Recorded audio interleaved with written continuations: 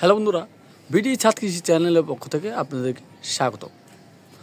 বেদানা, আনা বা ডালিম এই তিনোটা একইভাবে যত্ন করলেই চলে, এতে আলাদা কোনো যত্ন নিতে হয় না। এই বেদানা গাছের সাধারণত 3 থেকে 4 বার ফুল আসে, তবে 3 থেকে 4 বার ফুল না নেওয়াটাই ভালো। আপনারা সাধারণত 2 বার ফল নিলে সবচেয়ে থেকে উপকারী। বেদানা গাছের অনেকগুলো জাত রয়েছে, সেটি আমরা অনেকেই জানি, আবার অনেকেই জানি না। তো জাত বিষয়ে আমি বেশি একটা আলোচনা করব না। এখানে যে গাছটি দেখতে পাচ্ছেন, এটি হচ্ছে একটি সুপার বাগুয়া। এই গাছটির বিষয়ে আজকে আমরা আলোচনা করব। এই সুপার বাগুয়া গাছে সাধারণত প্রচুর পরিমাণে ফুল আসে। ফুল থেকে ফলে পরিণত হতে বেশি একটা সময় লাগে না। তো এই বেদানা গাছে পুরুষ ফুল এবং স্ত্রী ফুল উভয়ই আসে। স্ত্রী ফুল বেশি আনতে গেলে কি করতে হয়? স্ত্রী ফুল যদি বেশি পরিমাণে আনতে চান, তাহলে আপনারা গাছের গোড়ায় 3টি খাবার দেবেন। 3টি খাবার হিসেবে আমরা কী কী দিতে পারি? এক হচ্ছে ডিএপি, চুন, পটাশ। এই 3টি খাবার যদি আপনারা গাছের গোড়ায় দিয়ে দেন, তাহলে দেখবেন আপনার গাছে স্ত্রী ফুল ভরে যাবে। অনেকের গাছে ফুল আসে, ফুল ঝরে যায়। সাধারণত বেদানা গাছে পুরুষ ফুল ঝরে যাবে, এর স্বাভাবিক। আবার এক্ষেত্রে যদি স্ত্রী ফুলও যদি ঝরে যায়, তাহলে বুঝবেন আপনার গাছের গোড়ায় সমস্যা আছে। কি সমস্যা আছে? গাছের মাটি যদি অতিরিক্ত ভিজা থাকে, তাহলে স্ত্রী ফুলগুলো ঝরে যাবে। আবার একবারে শুকিয়ে যদি সাদা খটখটা হয়ে যায়, তাহলেও ঝরে যেতে পারে। তাই আমাদের গাছের গোড়ায় পানিটা আমরা পরিমাণ মতন দিয়ে দিব। আর যদি অতিরিক্ত বৃষ্টি হয়ে যায়, তাহলে কিছুই করার নাই। কে বলছে? করার আছে। আপনারা গাছে বোরন দিয়ে দিবেন, স্প্রে করে দিবেন, জিঙ্ক স্প্রে করে দিবেন। আর গাছের গোড়ায় আপনারা 1 লিটার পানিতে 1 চামচ বোরন দিয়ে গাছের গোড়ায় মিশিয়ে দিবেন। এতে দেখবেন গাছের যে ফুলগুলো, সেগুলো ঝরে পড়বে না এবং স্ত্রী ফুলগুলো ফলে পরিণত হয়ে যাবে। আমার হাতে যে ফুলটি দেখতে পাচ্ছেন, এটি হচ্ছে একটি স্ত্রী ফুল।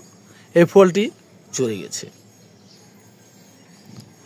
আর গাছের মাটিটা দেখে বুঝতেই পাচ্ছেন অনেক ভিজালো, প্রচুর বৃষ্টিপাত হয়েছে। অসময়ে যদি প্রচুর বৃষ্টিপাত হয়, তাহলে গাছের ফল, ফুল এবং গাছেরও রোগবালায়ে ভরে যায়। গাছে ছত্রাকে আক্রমণ করে, ফুলে ছত্রাকে আক্রমণ করে এবং ফলে ছত্রাকে আক্রমণ করে। এর ফলে গাছের ফুল ফল নষ্ট হয়ে ঝরে যায়। তাই আমাদেরকে বৃষ্টি হবার সাথে সাথেই গাছে ছত্রাকনাশক ওষুধ দিয়ে দিতে হবে। সেটা হচ্ছে ম্যানসার বা সাবফাঙ্গিসাইড, যে যেটা দিতে পারেন। এমনকি রেডুমিল গোলও দিতে পারেন। তবে একটা জিনিস মাথায় রাখবেন, গাছে ফুল ফুটে গেলে সেই সময় কোনো ধরনের কীটনাশক বা ছত্রাকনাশক গাছে স্প্রে করা যাবে না। আর যদি আপনারা গাছে অতিরিক্ত ছত্রাক আক্রমণ করে থাকে, তাহলে সেই ফুল বাদ দিয়ে, মানে এইভাবে ডেকে তারপরে আপনারা প্রত্যেকটা পাতায় স্প্রে করে দিবেন। তাহলে আর ফুলগুলো নষ্ট হবে না। কারণ এই সময় উপকারী পোকাগুলো গাছে এসে বসে। এতে গাছের যে ফুলগুলো, সেগুলো পরাগায়ন করতে সাহায্য করে পোকাগুলো।